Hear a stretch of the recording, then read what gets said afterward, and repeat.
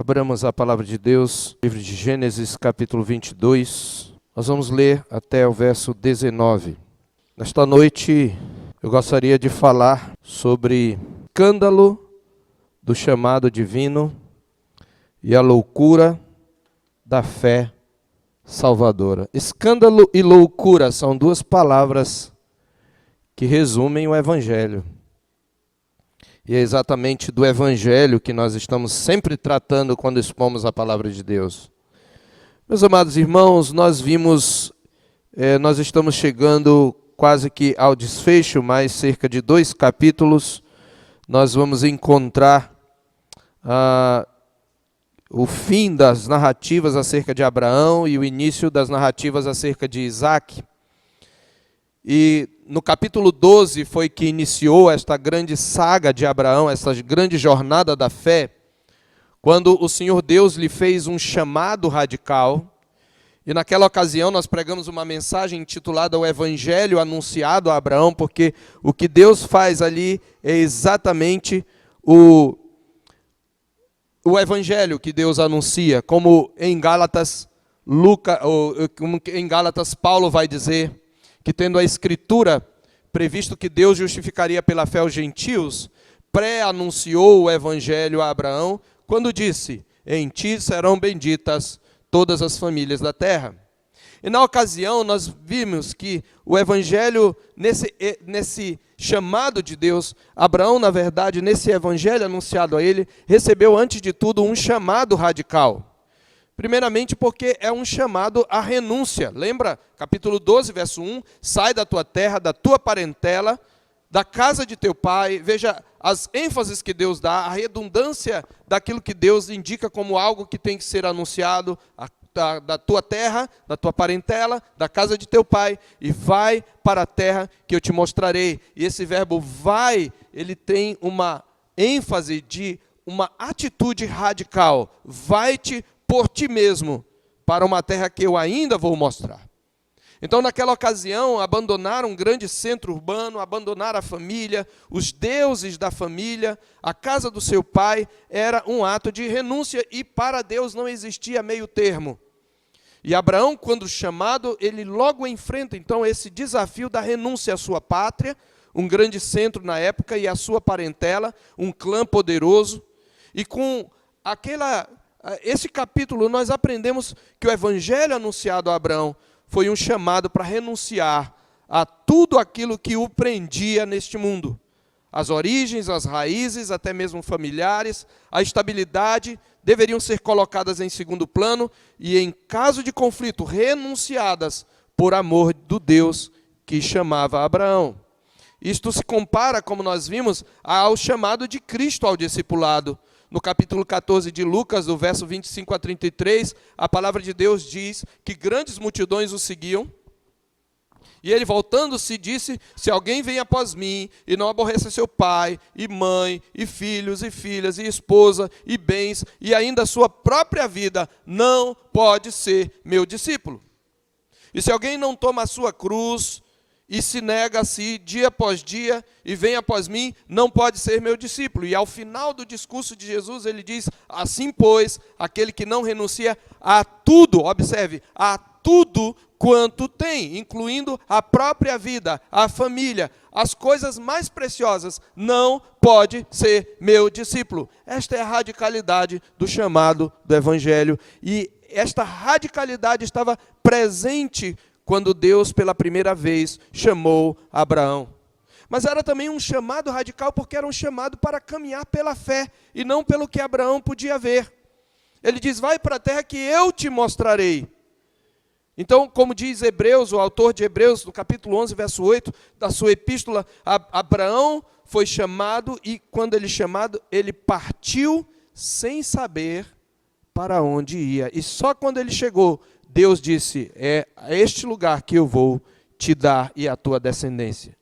E nós acompanhamos até aqui, aqueles que têm vindo todos os domingos, acompanharam até aqui toda a caminhada de Abraão, que durou 25 anos até o nascimento de Isaac. E nessa caminhada nós vimos que houve muitos desafios, nós vimos que o caminho percorrido por Abraão nessa jornada de fé foi íngreme, acidentado, com muitos desvios a testar o nosso pai.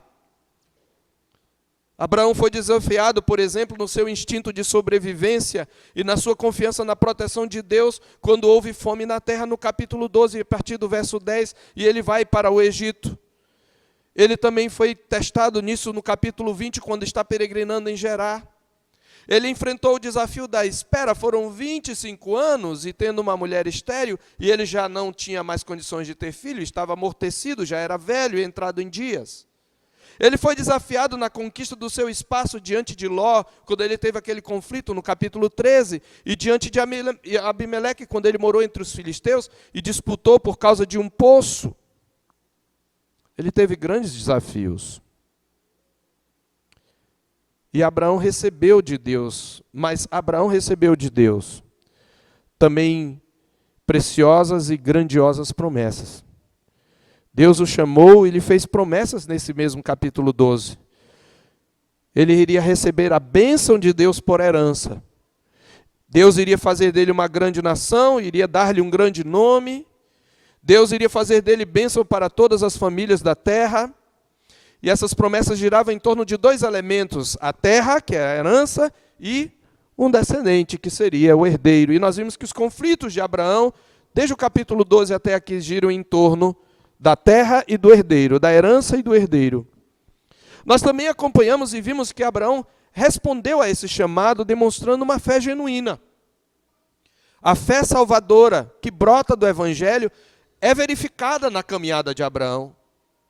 Primeiro, quando ele obedece logo de início, quando Deus o chama para esse chamado radical, para essa caminhada radical, esse compromisso radical. Mas no capítulo 15, verso 6, nós lemos que Abraão é justificado pela fé. Abraão creu em Deus e isso lhe foi imputado para a justiça, o que é lembrado no Novo Testamento como uma declaração da justificação pela fé do nosso pai Abraão. Essa era, portanto, uma fé obediente. Contudo, aqueles que acompanharam também viram que, embora verdadeira, essa fé que Abraão demonstrou não nasceu pronta, não nasceu madura, até vir a ser chamado o pai da fé e o amigo de Deus, à medida que Abraão caminhou, à medida que ele peregrinou, a sua fé teve momentos de altos e baixos. Nós aprendemos com o patriarca, na verdade, que a fé salvadora, apesar de verdadeira e permanente, também tropeça. Porque rumo à jornada, à maturidade, por ser uma caminhada em terreno irregular, não será uma caminhada sem deslizes e fracassos. Antes de amadurecer na fé, Abraão mentiu, nós vimos isto, para salvar a própria pele. 2 vezes ele mentiu, diante de Faraó e diante de Abimeleque.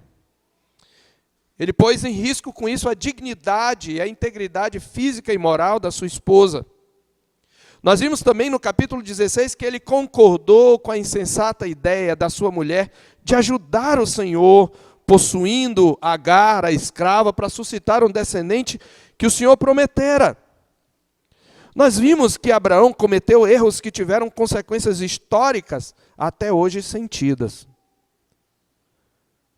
Todavia, os tropeços na caminhada, eles também serviram para o servo de Deus reconhecer sua própria fraqueza, tornar-se mais dependente de Deus, conhecer um pouco mais desse Deus Todo-Poderoso, e foram oportunidades de rever a sua vida, os seus valores e a sua fé, porque a fé salvadora é uma fé crescente, conforme nos diz o apóstolo no seu resumo do Evangelho, visto que a justiça de Deus é revelada no Evangelho de fé em fé. No final das contas, nós vimos, através de Abraão, que a fé salvadora aponta para o que realmente nos fará chegar do outro lado da promessa. É a maravilhosa graça de Deus, que nos fortalece e nos conduz. Mas, meus irmãos,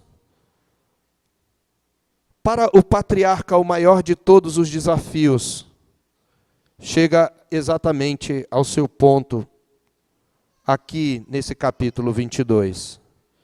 Se nós achamos que os desafios que Abraão enfrentou foram grandes, Então, o capítulo 22 vai nos mostrar quão radical é o chamado divino. Esse chamado é mesmo e deve ser considerado para o mundo um escândalo. O evangelho é para o mundo um escândalo. E crer nesse evangelho é uma espécie de loucura. O evangelho é um escândalo e o evangelho é uma espécie de loucura de Deus. E é exatamente isto que nós vemos, e talvez no Velho Testamento nós não vejamos nenhum outro ato, talvez de loucura de Deus quanto este. Entendo, eu estou usando o termo loucura nos termos em que Paulo usa na primeira epístola aos Coríntios, capítulo 1, versículo 18. É por isso que eu intitulo esta mensagem O Escândalo do Chamado Divino e a Loucura da Fé Salvadora. Porque o que Deus faz aqui é escandaloso. E é isto que eu os convido a refletir comigo aqui. E eu começo com a primeira cena, que eu chamo de o grande desafio da fé, um chamado à renúncia radical. Este é o grande desafio. Aqui tratando do primeiro ponto, o escândalo do chamado divino. O chamado divino é escandaloso porque ele é um chamado a uma renúncia, a uma obediência e a uma fé radical. E é exatamente este o ponto. E onde nós vemos a radicalidade e o escândalo desse chamado?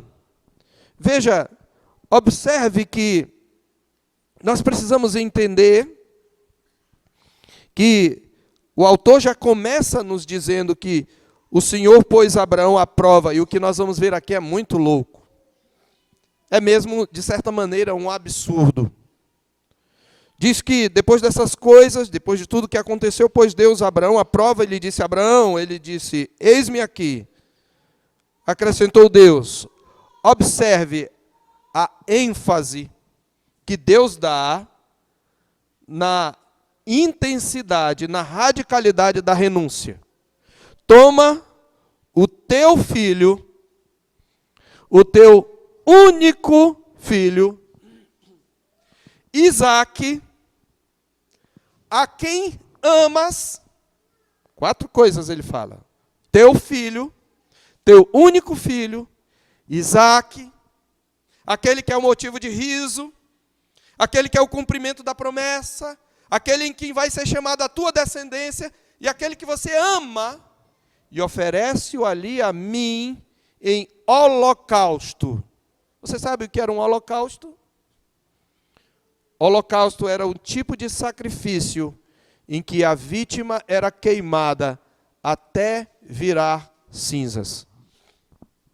Havia certos sacrifícios que parte da vítima era comida, às vezes pelo ofertante e seus convidados, e pelo sacerdote, às vezes só pelo sacerdote.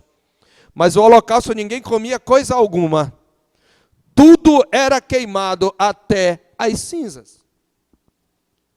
Veja que absurdo, que escândalo.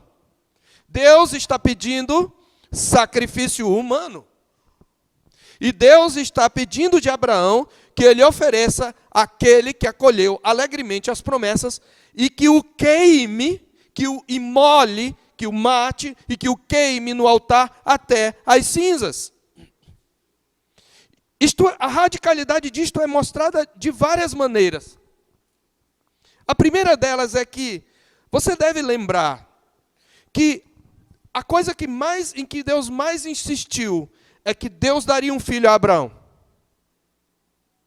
E Abraão, num determinado momento da imaturidade da sua fé, ele cria um pouco que duvidando. No capítulo 15, quando Deus reforça suas promessas a Abraão, o que é que Abraão diz?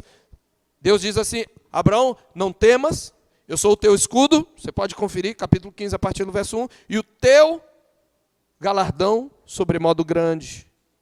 E Abraão disse: Senhor Deus, que me haverás de dar se eu continuo sem filhos? Um servo, o herdeiro da minha casa é o Damasceno Eliezer, um servo nascido em minha casa é meu herdeiro. Deus disse, não será esse o seu herdeiro, mas será algo nascido de ti. Será alguém nascido de ti, de dentro de ti. Depois, no capítulo 16, ele tenta ajudar a Deus, anuindo ao conselho de Sarai, de Sara, agora Sara, possuindo Agar. Mas Deus deixou claro que não era Ismael, porque no capítulo 17, você lembra, Deus aparece a ele, o repreende e renova as promessas.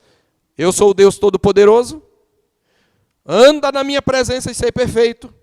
Quanto a mim, estabelecerei contigo a tua aliança, e eu multiplicarei sobremodo os teus descendentes. E Abraão disse assim, olha, e Deus ainda diz, e Sara, ela terá um filho. Ela será mãe de nações. O que é que Abraão diz? Bom, agora pelo menos ele tem um filho, ainda que da escrava. Ele diz, a um homem de 100 anos há de nascer um filho, e ele se ri. Esse é o significado da palavra Isaac, riso, ou risada. E ele diz, oxalá viva Ismael diante de ti. Ele pensa, é Ismael. Deus diz, não. Não é só de ti que sairá o descendente, é de Sara também. E tu porás o nome de Isaac. Depois, no capítulo 21, quando Isaac nasce, o que acontece? O filho da escrava persegue o filho da livre. Nós vimos isto. E Sara diz, rejeita essa escrava e sua mulher, porque o filho da escrava não será herdeiro com meu filho. E diz a palavra de Deus que isso pareceu penoso a Abraão. Deus disse o quê? Atende a Sara em tudo o que ela lhe diz, porque por Isaque será chamada a sua descendência. Presta atenção, irmão. Por Isaque será chamada a sua descendência. E agora Deus diz, toma Isaque, aquele por quem será chamada a tua descendência, aquele que depois da teimosia Abraão entendeu que era ele. Não é só a questão se Deus poderia fazer Abraão ter um outro filho, é que a descendência viria por Isaque. E ele está dizendo, queima este por quem será chamada a tua descendência até as cinzas. É uma loucura, é um escândalo. Mas não é só isso. Todas as vezes que Deus aparece a Abraão, desde a primeira vez, ele lhe faz promessas. Mesmo no primeiro chamado, que é uma renúncia também, de certa maneira radical, sai da tua terra, da tua parentela, etc. Ele diz, de ti farei uma grande nação, abençoar-te-ei e te engrandecerei o nome, se tu uma bênção, em ti serão benditas todas as famílias da terra. No capítulo 13, quando ele se separa de Ló, o Senhor disse, percorre a terra, norte, sul, leste e oeste, porque eu darei toda essa terra à tua descendência. No capítulo 15, o Senhor Deus diz de novo, eu multiplicarei a tua descendência, que por numerosa não será contada. No capítulo 17, o Senhor o chama à responsabilidade, anda na minha presença e ser perfeito, mas renova a sua aliança. No capítulo 15, Deus inclusive invoca um juramento sobre si mesmo, contra si mesmo, naquele ritual dos sacrifícios. Quando Deus ordena que Abraão renuncie a seu filho Ismael e mande embora a escrava, ele diz, olha, eu vou ter misericórdia de Ismael, eu vou fazer dele um grande povo também, mas é Isaque que será o descendente da promessa, mas eu vou abençoar Ismael. Então fica tranquilo, mas aqui não há nenhuma promessa. Deus não diz nada, não no primeiro momento. Deus só dá uma ordem. Na verdade, os termos daquilo que Deus fala, soa muito mais como um pedido, por incrível que pareça. Há uma partícula no hebraico que traz a ideia de um pedido, uma proposta. Aquele por meio de quem a bênção prometida virá, aquele em quem será chamada a descendência, aquele por meio de quem todas as famílias da terra seriam abençoadas, preste atenção, aquele por meio de quem todas as famílias da terra seriam abençoadas, tem que morrer. Entendeu? Não entender, vai entender na conclusão. Deus está dizendo, dá o teu filho, o teu unigênito. Abraão não sabe de nada, a gente sabe, mas Abraão não sabe. É um escândalo. É evidente que o que Deus pede a Abraão aqui, num certo sentido, é sim um absurdo incompreensível do ponto de vista da nossa humanidade, até mesmo insano, exceto por dois fatos. E o primeiro deles é a pessoa que está pedindo. Quem está pedindo a Abraão uma resposta tão radical ou insana é aquele que criou todas as coisas. É aquele que fez nascer Isaque de um amortecido e de uma mulher já velha e estéril. É aquele que tem o poder de ordenar todas as coisas conforme o conselho da sua vontade. Este é o ponto. Quem é que está dando a ordem? Se nós entendermos quem é Deus, nós concordaremos que Ele tem todo o direito de ordenar tal coisa a Abraão, por mais absurda que seja. Deus nunca voltaria a pedir isso de ninguém, pelo contrário, Ele abominaria aqueles que ofereciam seus filhos a Moloque. Por isso é um escândalo. Mas um segundo fato que torna este pedido aparentemente absurdo, um pedido que vai fazer sentido e que faz calar os protestos do nosso coração. Poxa, mataram uma criança, um rapaz. É o que o narrador faz aqui. É o que ele fala aqui. O narrador já nos avisa no verso 1 que aquilo que Deus está fazendo constitui tão somente uma prova. Ele sabe do escândalo de pedir um sacrifício humano, por isso ele já avisa quem está lendo, olha, calma, é uma prova. A questão é que nós sabemos disso, mas Abraão não sabia. Abraão não sabia de antemão nem o que estava sendo provado, nem o que iria acontecer exatamente no desfecho dessa prova. Ele tão somente tem uma ordem. Ou, como eu já falei, uma espécie de pedido, mas é um pedido do Deus da promessa, e é um pedido radical. E é enfatizado, Deus pressiona nesse pedido. Veja, Deus pressiona. Pega o teu filho, o teu único filho, Isaque, a quem amas, e oferece-o e queima-o até as cinzas. Meus irmãos, não é verdade que muitas das exigências e dos mandamentos de Deus, diante daquilo que precisamos renunciar, parecem para nós absurdo? Quantas vezes você, por muito menos, imaginou, por que Deus pede isso de mim? Por que eu tenho que agir assim? Por que eu tenho que renunciar a tanto? Por que eu tenho que sofrer tanto? Por que eu tenho que ter tantos obstáculos? Se Deus me ama, e a gente até questiona se Deus nos ama. E estas coisas são assim, muitas vezes para nós também um absurdo, sobretudo quando nós colocamos toda e qualquer coisa, toda e qualquer criatura no lugar de Deus. Quando nós amamos mais as criaturas, incluindo aí nossos filhos, nosso cônjuge, nossa segurança, nosso bem-estar, nossas riquezas, nossos sonhos, mais do que a Deus, mesmo que elas sejam dádivas de Deus para nós, quando nós amamos mais estas coisas, sempre soará injusto, sempre soará absurdo para nós aquilo que Deus está exigindo. Quantas vezes, crente, você viu uma ordem na palavra de Deus, você viu um obstáculo, você viu que você tinha que perder, você viu que você tinha que renunciar, você viu que você tinha que sofrer, e você parou e pensou, poxa, por que Deus exige isso de mim? E quando a gente não entende, o problema não é só porque a gente não entende, é por causa do quanto valorizamos aquilo que tem que ser renunciado. E porque nós não temos noção de fato de quem Deus é, dos direitos que lhe assistem como Deus e de quem nós somos como criaturas, é muito comum nós acharmos as exigências de Deus escandalosas. Então Deus nos ordena coisas na sua palavra e por misericórdia Ele nos justifica a maioria dessas ordens, explicando-nos na maioria das vezes o porquê e mostrando como seremos abençoados por obedecermos, mas às vezes nós somos colocados em situações assim, em que Deus não nos explica aquilo que Ele nos ordena em sua palavra. Abraão já tinha sido colocado em uma situação assim logo no início da caminhada, como nós vimos. Contudo, agora Deus elevou à máxima potência as exigências do chamado. O chamado de Deus é o único chamado que, uma vez respondido, traz bênçãos eternas. Mas ele é um chamado radical. É um chamado à renúncia, à obediência completa. É um chamado a colocar Deus no centro.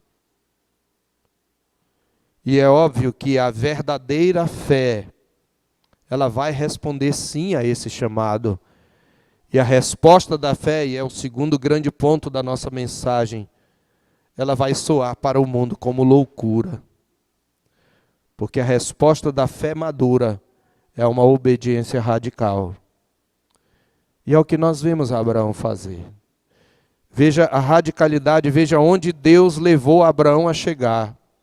Porque foi Deus que amadureceu a fé de Abraão através das provas. Foi a graça de Deus que sustentou o seu servo e o chegou a um ponto onde ele pode obedecer. Veja a radicalidade da fé agora e a loucura da fé de Abraão. Abraão não diz, Senhor, mas ele poderia agora argumentar, né? Como ele argumentou, Oxalá viva Ismael diante de ti. Diz, peraí, Senhor. O Senhor me disse para dispensar Ismael, disse que por Isaque será chamada a sua descendência. Vamos conversar um pouquinho, Senhor. Me explica esse negócio aqui. E veja, crença na ressurreição não era alguma coisa muito comum. A ressurreição, a doutrina da ressurreição, ela é especialmente ensinada na Nova Aliança, no Novo Testamento, no descortinar da revelação de Deus. Então é extremamente radical isso aqui. Mas o que é que Abraão faz? Veja, verso 3, a radicalidade da fé salvadora. Levantou-se, pois, Abraão de madrugada. Já começa pela hora. Ele não ficou enrolando. Geralmente essa expressão nas narrativas bíblicas, fulano levantou-se de madrugada, ela traz a ideia de uma diligência, de um zelo para cumprir aquilo que o Senhor ordenou. Madrugar é, até para nós, a expressão de zelo, de presteza, do desejo de fazer as coisas totalmente. Levantou-se Abraão, e aqui é interessante porque a narrativa, ela tem duas quebras, vamos dizer assim, de ritmo. Ela tem, o ritmo dela vai em câmera lenta. Observe, levantou-se, pois, Abraão de madrugada, e tendo preparado o seu jumento, tomou consigo 2 dos seus servos, e a Isaque, seu filho, rachou lenha para o holocausto, e foi para o lugar que Deus lhe havia indicado. Ele ainda não chegou. Há uma lentidão do narrador propositada para aumentar a nossa expectativa e atenção. O seu filho, ele o toma. E você vai ver essa palavra filho diversas vezes no texto. É uma das palavras-chave. Ao terceiro dia, erguendo Abraão os olhos, viu o lugar de longe. A montanha é Moriá. Então disse a seus servos, olha a palavra de Abraão, esperai aqui com o jumento. Eu e o rapaz iremos até lá, e havendo adorado, voltaremos. Espera aí. A questão é a seguinte: como é que Deus pode cumprir a sua promessa? Deus tinha feito até uma aliança de sangue, lembra no capítulo 15? Deus tinha instituído a circuncisão, uma aliança de sangue no corpo de Abraão e seus filhos.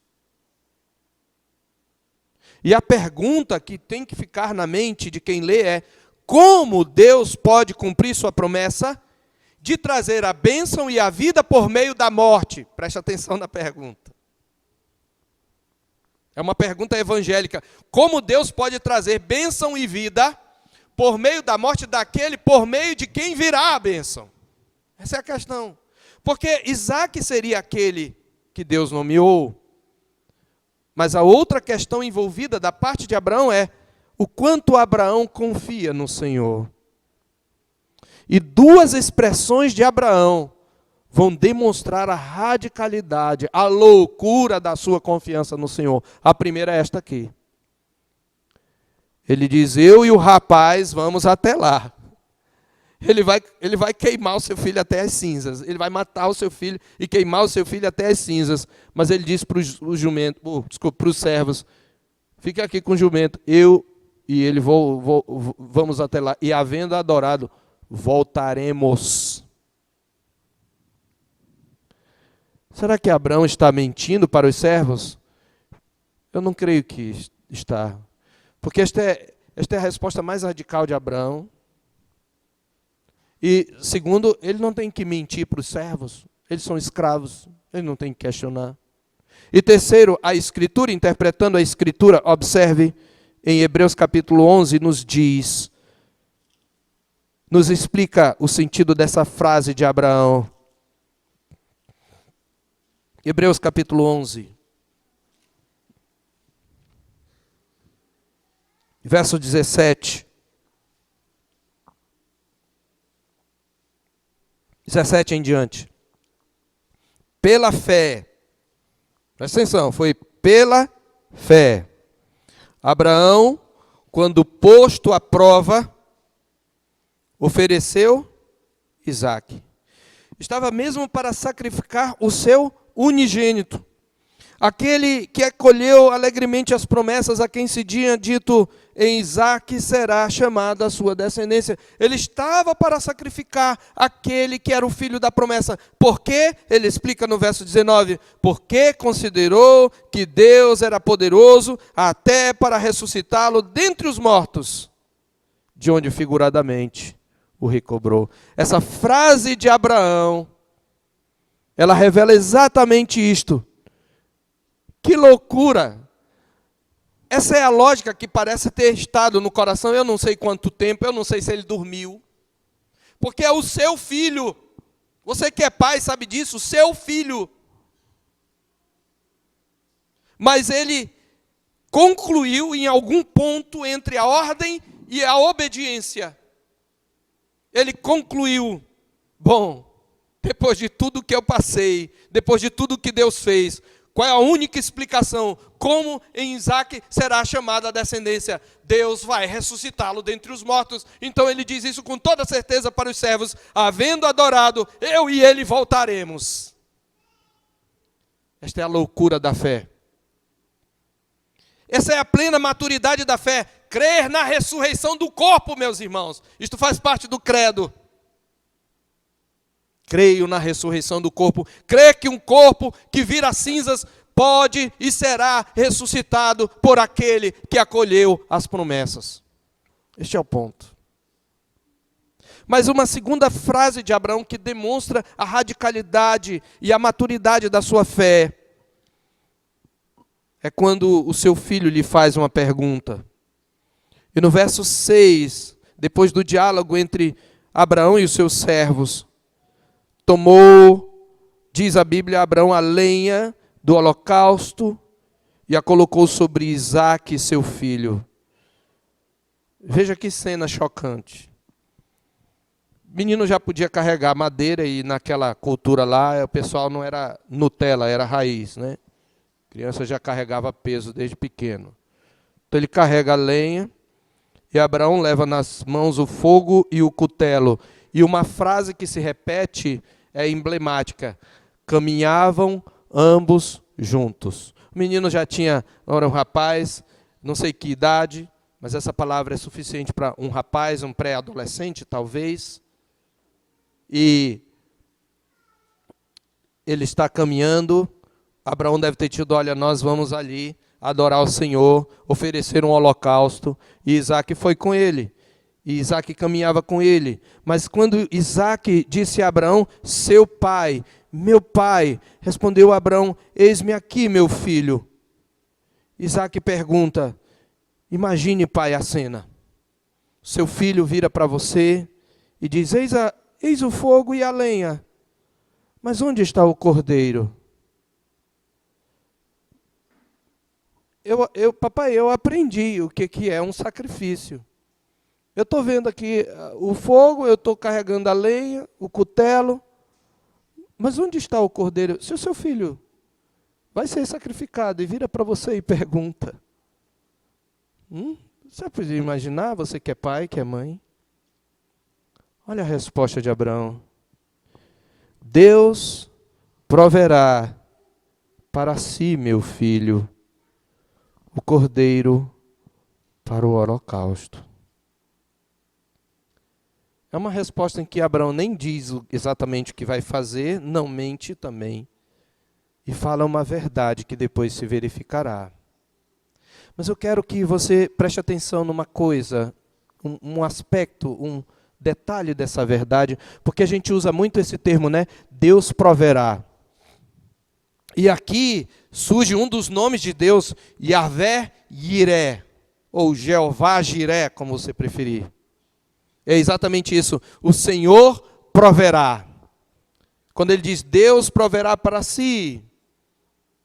E quando ele depois chama aquele monte, o Senhor proverá.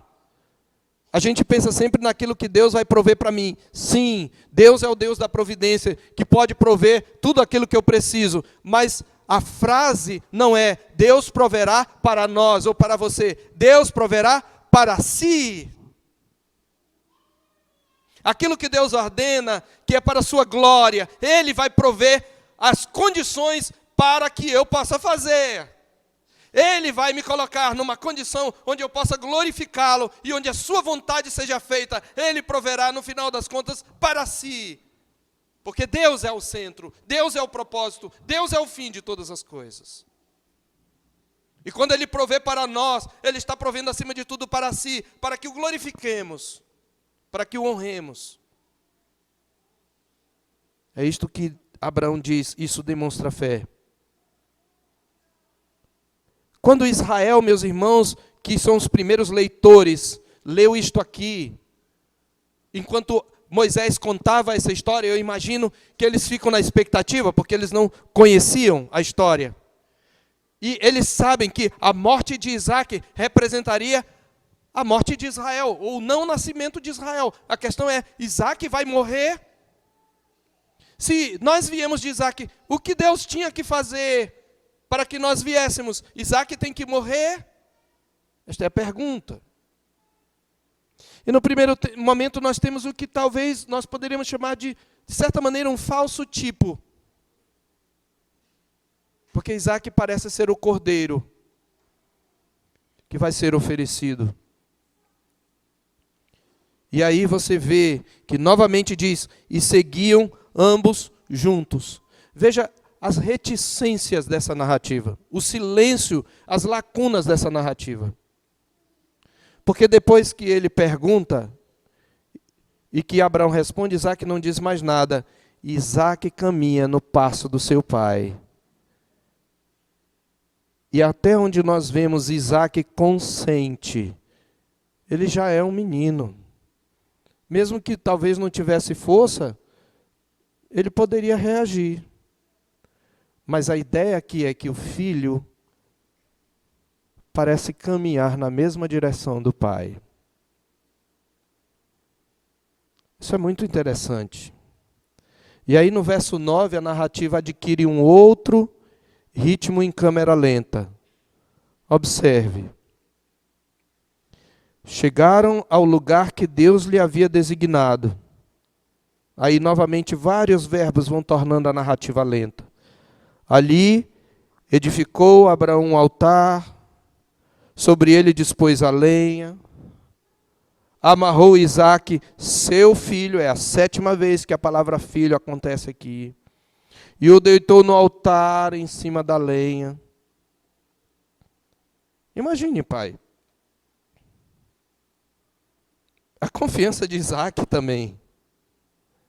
Você amarra seu próprio filho, arruma a lenha, deita o seu filho, e diz a Bíblia que estendendo a mão, ele toma o cutelo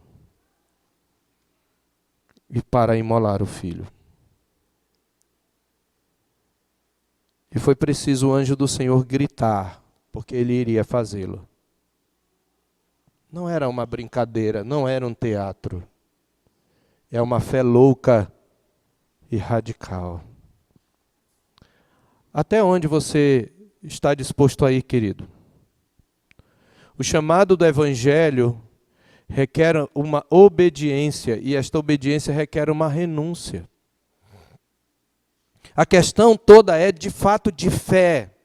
A questão é, até onde estamos dispostos a confiar em Deus? Até que ponto a nossa fé suporta a pressão? De que tamanho é o Deus, de fato, em que nós cremos? Quando nós lemos a sua palavra, quando nós lemos os seus mandamentos, as suas ordens, e nós temos diante de nós obstáculos em que nós sabemos que vamos perder alguma coisa preciosa para nós, até que ponto nós suportamos perder? Até que ponto nós suportamos renunciar? Isto tem a ver com que até que ponto nós confiamos em Deus. Este é o ponto. E é claro que esta ação de Abraão agrada a Deus e alegra a Deus. E por isso o anjo de Deus brada do céu. E essa palavra bradou é gritou mesmo. Ele diz, Abraão, Abraão! Porque ele estava para imolar o filho. Então quando ele levanta o cutelo, Abraão, Abraão! E ele diz, eis-me aqui. E o Senhor diz, não estendas a mão sobre o rapaz, nada lhe faças, pois agora sei que temes a Deus. Por quê? Porque tu não me negaste o que tu tens de mais precioso, o teu filho, pela 8ª vez, o teu único filho, pela 9ª vez. Não estendas a mão. Ele não precisa morrer. Veja, quando Deus diz, agora sei, será que ele não sabia? É claro, Deus é onisciente, mas eu e você só saberíamos se Abraão tivesse obedecido.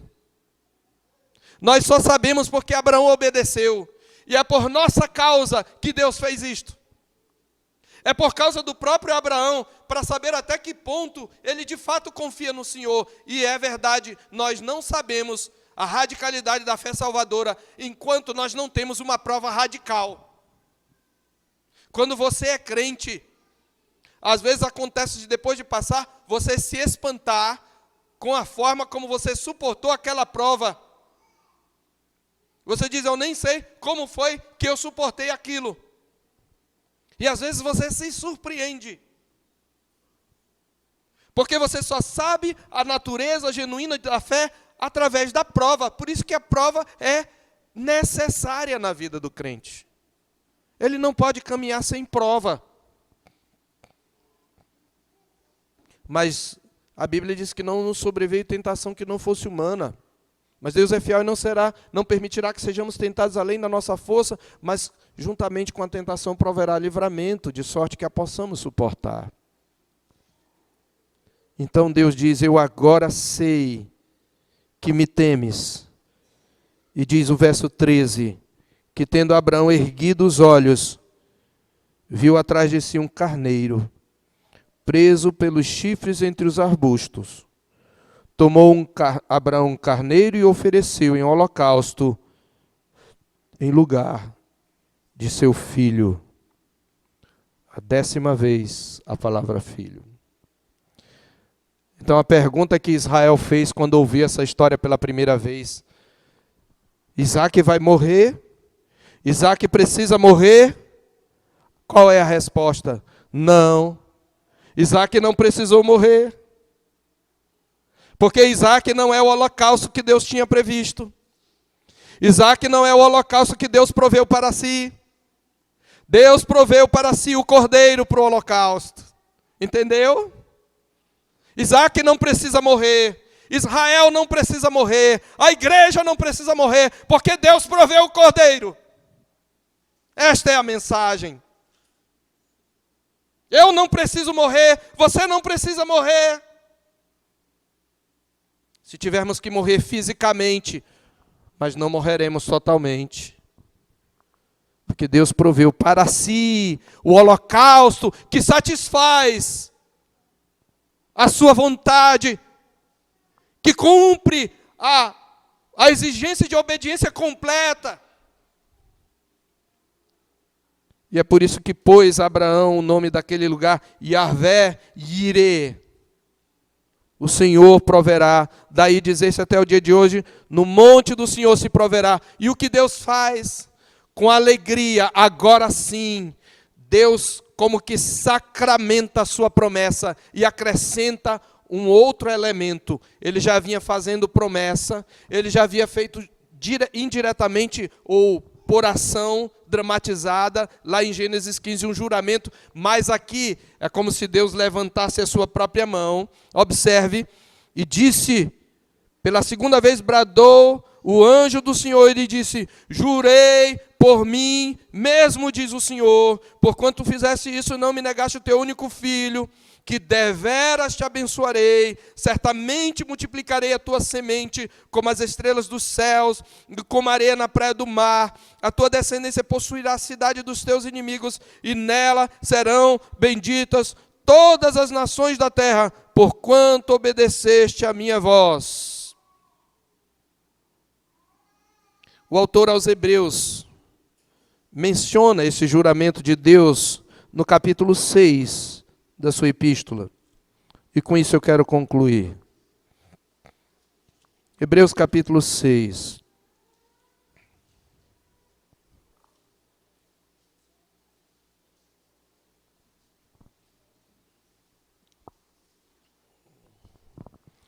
E aqui é onde esta palavra de Deus especialmente se aplica a nós. O autor de Hebreus está escrevendo a uma igreja perseguida. Uma igreja cujos membros, muitos deles, tinham perdido os bens, tinham tido seus bens confiscados, tinham perdido o direito à cidadania. Alguns tiveram familiares presos, alguns estavam presos, alguns mortos por causa do evangelho e da sua fé. E eles estavam querendo desistir. E o autor aos Hebreus, ele claramente os motiva desde o verso 9, quando ele diz, quanto a vós outros, todavia, ó amados, estamos persuadidos das coisas que são melhores e pertencentes à salvação, ainda que falamos desta maneira, porque Deus não é injusto para ficar esquecido do vosso trabalho e do amor que evidenciastes para com o seu nome, pois servistes e ainda servis aos santos. Desejamos, porém, continue cada um de vós mostrando até ao fim a mesma diligência, o mesmo zelo, para a plena certeza da esperança, para que não vos torneis indolentes, mas imitadores daqueles que pela fé e pela longanimidade herdam as promessas. Dentre esses, a quem devemos imitar está Abraão, que ele vai mencionar no capítulo 11. Mas qual é a garantia que nós temos para que nós permaneçamos até o fim, diante de todas as provas? Exatamente diante de duas coisas, o fundamento são duas coisas imutáveis, pelas quais é impossível que Deus minta: a promessa e o juramento. É isso que ele fala no verso 13, e aí ele menciona o texto de Gênesis 22 no seu final. Pois quando Deus fez a promessa a Abraão, visto que não tinha ninguém superior por quem jurar, jurou por si mesmo. Deus não tem como jurar por ninguém superior. Então Deus diz, eu jurei por mim mesmo, dizendo, certamente te abençoarei e te multiplicarei. E assim, depois de esperar com paciência, obteve Abraão a promessa, pois os homens juram pelo que lhes é superior. E o juramento, servindo de garantia para eles, é o fim de toda contenda. O juramento põe fim a toda contenda, porque ele é a garantia do cumprimento da promessa. Por isso Deus, quando quis mostrar mais firmemente aos herdeiros da promessa a imutabilidade do seu propósito, ou seja, que o seu propósito de abençoar é imutável, ele não volta atrás, se interpôs com juramento, para que mediante duas coisas imutáveis, nas quais é impossível que Deus minta, que duas coisas imutáveis são essas? Promessa e juramento. Nós tenhamos dessas coisas o quê? Forte alento tenhamos, nós os que já corremos para o refúgio, a fim de lançar mão da esperança proposta. nós temos um apoio, nós temos um alento, nós temos um conforto, nós temos uma segurança. Essa promessa de Abraão também se estende a nós. O Deus que jurou por si mesmo é o Deus que nos prometeu salvação a todo aquele que crê no seu Filho, Jesus Cristo. E esta promessa e este juramento são um alento para aqueles que já correram para o refúgio, a fim de lançar mão da esperança proposta, a qual temos por âncora da alma, segura e firme, que penetra além do véu. E aqui ele usa a figura do tabernáculo, onde Jesus, como precursor, entrou por nós, tendo se tornado sumo sacerdote para sempre, segundo a ordem de Melquisedeque. Essa promessa de Deus a Abraão, jurei por mim mesmo, é um alento para nós, é uma garantia que o Deus de Abraão cumprirá a sua promessa. E ela, para nós, ainda é mais segura, porque Jesus, o filho de Isaac, o filho de Abraão, já veio, já realizou a purificação dos nossos pecados, e como precursor ele entrou no Santo dos Santos por nós, e ele fincou a âncora da segurança da nossa salvação. Ela é segura, a ideia é que não escorrega, e ela é firme, a ideia é que ela não treme. É por isso que nós podemos ter uma resposta radical. Promessa e juramento são duas coisas imutáveis nas quais é impossível que Deus minta. E o Deus que jurou já proveu o cordeiro para o holocausto. E eu quero concluir dizendo isto. O título da nossa mensagem é o escândalo do chamado de Deus e a loucura da fé salvadora. Porque o crente não deve achar escândalo aquilo que Deus lhe ordena. Porque ele não deve vacilar em obedecer, por mais louca que seja diante do mundo a sua obediência. Porque nada se compara à loucura de Deus. Abraão sentiu um pouquinho do que é ter o lenho sobre as costas do seu próprio filho. Mas ele não precisou sacrificar. Porque Deus vibra com a obediência de Abraão. Porque Abraão imita, de certa maneira, aquilo que Deus vai fazer. Você acha loucura o que Deus te ordena? Diante do escândalo da cruz, irmãos, nada para nós deve ser considerado loucura. Porque um dia o Deus Todo-Poderoso fez o seu filho carregar o lenho sobre as suas costas. E ele não foi poupado de nenhuma gota da sua ira. Aquele que era o justo morreu pelos injustos. Foi injuriado.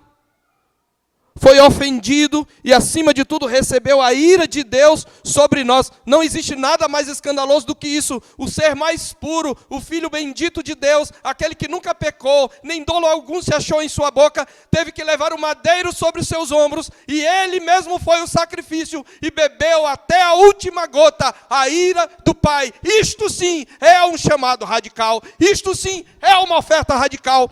Tudo que nós pudermos fazer, por mais radical, é uma pálida demonstração daquilo que Deus fez. Ele é o Cordeiro que morreu. E nele, não em Isaac, Deus cumpriu a promessa. Deus proverá para si o Cordeiro para o holocausto. Nele, não em Isaac, Deus cumpriu o seu mandamento. Deus cumpriu esse louco mandamento, esse escandaloso mandamento. O filho da promessa tem que morrer para que a vida seja estendida a todas as nações. É Cristo quem realiza isto. E é por isso que nós podemos sim dar a vida, renunciar a tudo. Pai, com certeza Deus não vai pedir que você ofereça o seu filho no holocausto e você próprio o mate. Mas você já pensou na possibilidade de enviar o seu filho como missionário para uma frente de trabalho onde ele está arriscado a morrer? Você já pensou em enviar a sua filha para um lugar onde o evangelho é perseguido, sabendo que ela tem grande probabilidade de morrer? Você mesmo está disposto a abrir mão daquilo que é mais precioso?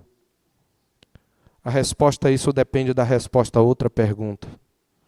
O quanto de fato você confia em Deus? Que o Senhor Deus nos dê a graça, irmãos, de responder a este chamado radical, com um compromisso radical, com uma fé radical, com uma obediência completa, que envolve renúncia.